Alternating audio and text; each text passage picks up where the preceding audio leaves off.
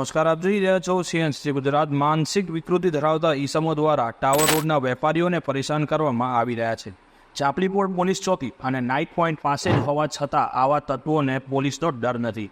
સિદ્ધપુર શહેરના ટાવર બજારમાં આવેલ દુકાનોમાં સાઇનબોર્ડ ઉપર છેલ્લા 2-3 દિવસથી વિકૃત માનસિકતા ધરાવતા અમુક ઈસમો દ્વારા રાત્રિના સમયે ગોબર છાણ ફેંકવામાં આવી રહ્યું છે. આ દુકાનના બોર્ડને નુકસાન પહોંચાડવામાં આવી રહ્યું છે.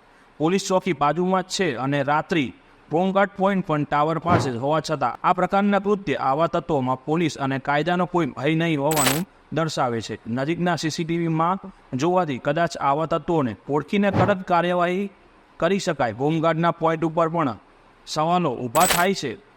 આ તો તેઓ બરાબર ડ્યુટી કરતા નથી યા તો સૂઈ જતા હશે તેવી લોકચર્ચા ચાલી રહી છે. પોલીસ દ્વારા પણ આ વિસ્તારમાં રાત્રે પેટ્રોલિંગ વધારવામાં આવે તો વેપારીઓની દુકાનોને નુકસાન પહોંચાડતા તત્વોમાં ભય ઊભો થાય. સાથે આવા ઈસમોને શોધી કડક કાર્યવાહી થકી અન્યને સંદેશ અપાય તો ભવિષ્યમાં આવા કૃત્યો અટકે અને અસામાજિક પ્રવૃત્તિઓ રોકી શકાય. રિપોર્ટર ધ્રુવ કુમાર દવે, સિદ્ધપુર.